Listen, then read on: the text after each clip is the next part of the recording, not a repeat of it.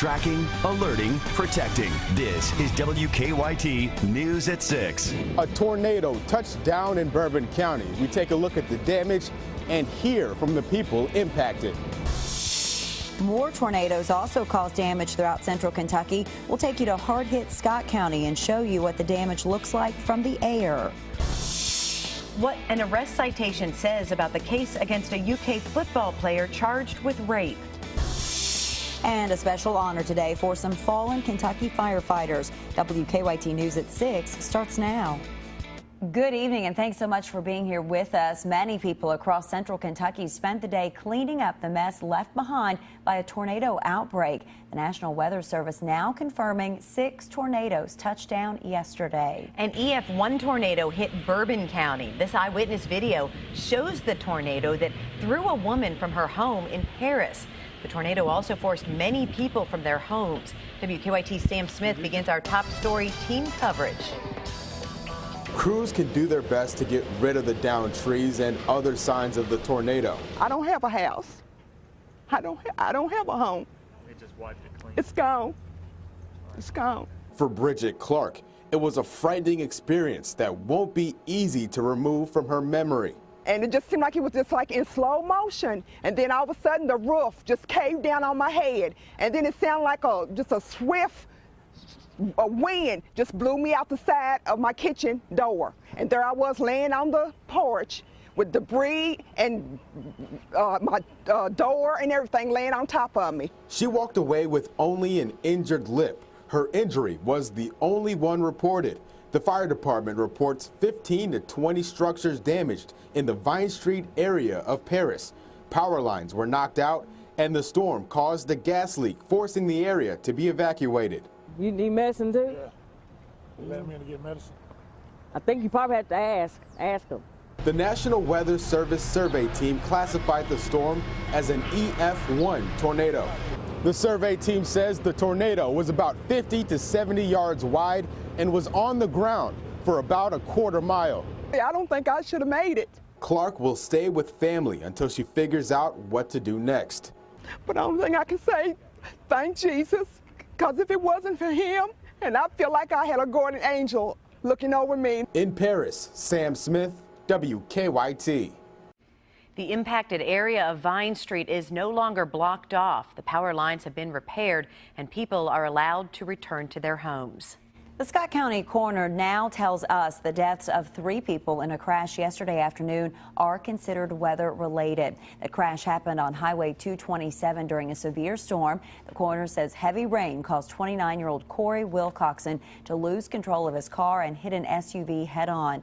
The coroner says Wilcoxon died along with 2 people in the SUV, 22-year-old Trevor Spencer and his 3-year-old son Skylar. Spencer's wife was in the SUV. Investigators say she went into labor shortly after the crash and delivered a healthy baby at UK Hospital. She, along with 2 other people injured in that crash, are expected to recover.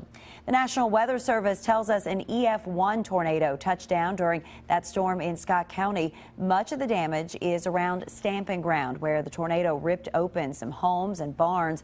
WKYT's Jerica Insco talked to the county's emergency manager this afternoon. She joins us now live with the update. Hi, Jerica. Yes, today is about cleaning up for families like the McKennies here in Stamping Ground.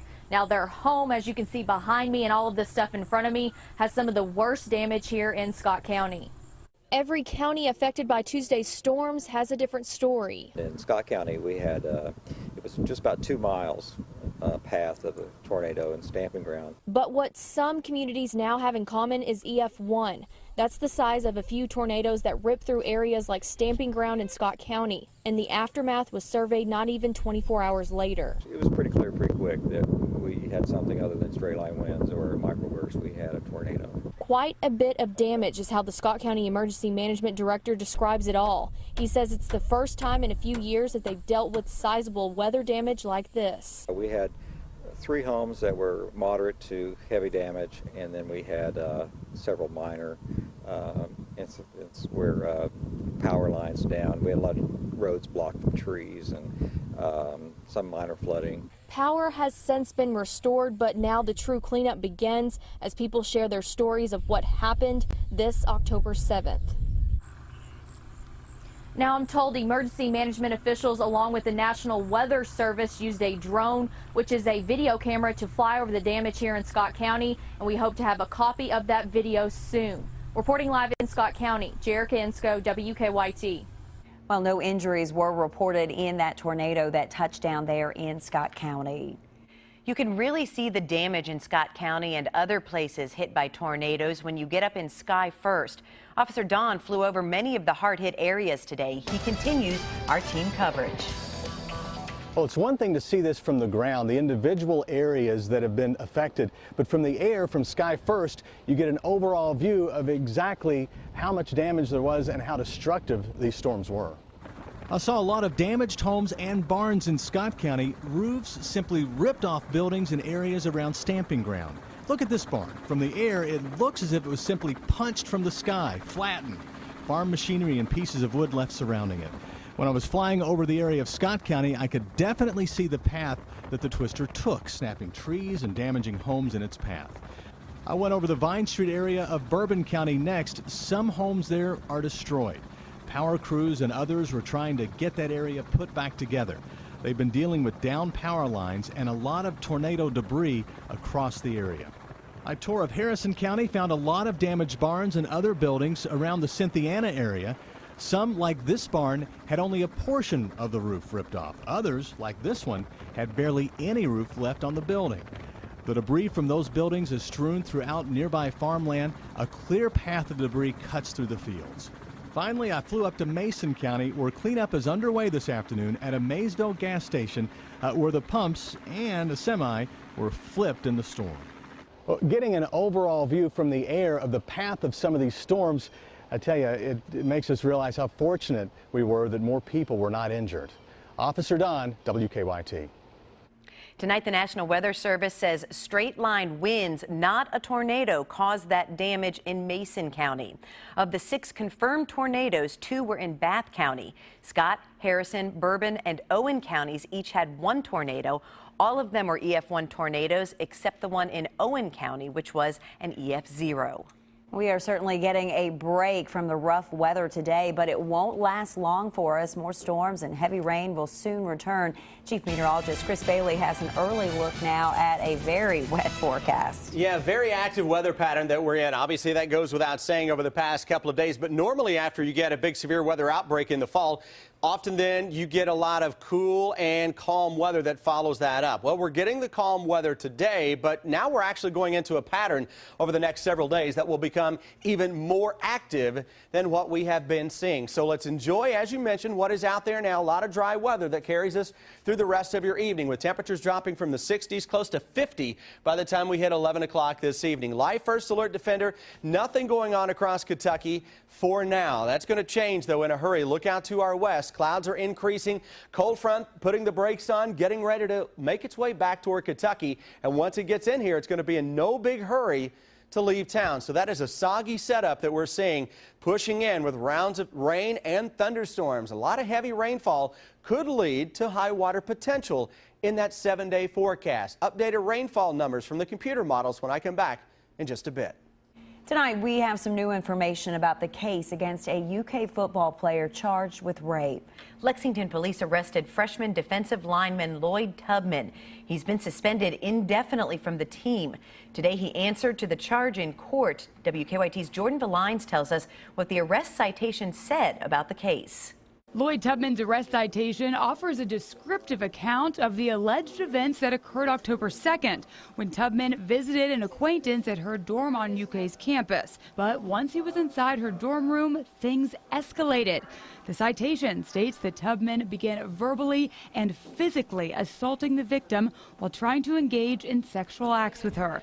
After Tubman left, the victim called 911, and police say she was visibly upset, crying and shaking when they arrived. During today's video arraignment, Tubman pled not guilty to the count of first-degree rape, and because of that charge, yesterday he was indefinitely suspended from the UK football team. Anytime somebody in our program has an issue like this, it's obviously a major concern. Just last week, Coach Stoops lectured his players about this very issue. All issues, including this, including sexual assault and any kind of assault and all those things. I addressed it at that time again.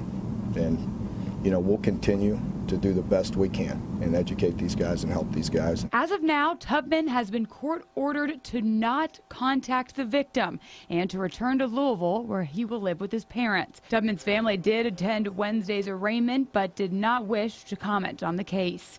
In Lexington, Jordan Valines, WKYT. Because Tubman had no prior arrests, he was released on $10,000 bond. He'll be back in court October 23rd for a preliminary hearing. An emotional ceremony in Frankfort today honored 4 fallen Kentucky firefighters.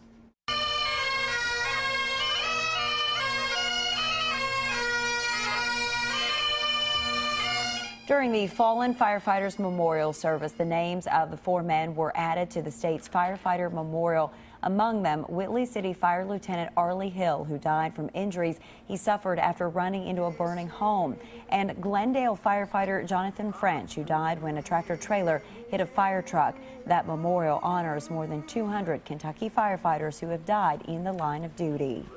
Students at a Central Kentucky high school had a shorter than expected day. West Jessamine High School dismissed early today because of a water main break nearby. At one point, the school did not have water. No other schools in Jessamine County were affected. Investigators are still trying to figure out what caused the water main break in the Lone Oak subdivision. The latest WKYT Herald Leader Bluegrass poll is more than just about politics and issues. The poll of 632 Kentucky voters also asked about football. 51% of Kentuckians think UK will beat Louisville during their November matchup. Only 23% said U of L would win. The poll was taken late last week before Kentucky's South Carolina win. For more Bluegrass poll results, just go to WKYT.com and look for Kentucky Newsmakers under the News tab. Drivers on Lexington's Leestown Road will notice a big change tomorrow morning. Construction crews have been working on a project to widen Leestown Road in recent months. State transportation leaders say tomorrow morning at 9, traffic will be switched to the new side of the road. But crews will also have to close Alexandria Drive between Leestown Road and Trailwood Lane so they can raise the road elevation. Tomorrow, Lexington Council members will decide if Time Warner Cable should be able to transfer its Lexington cable operations to another company. Time Warner plans to merge with Comcast, but the company has proposed selling its Lexington accounts to Charter Communications. But Lexington city leaders say they've been trying to negotiate a new franchise agreement with Time Warner, and the company has not been reasonable. City leaders say they've also received many customer complaints about Time Warner. Any action Lexington city leaders take on Time Warner's proposal will be sent to the Federal Communications Commission.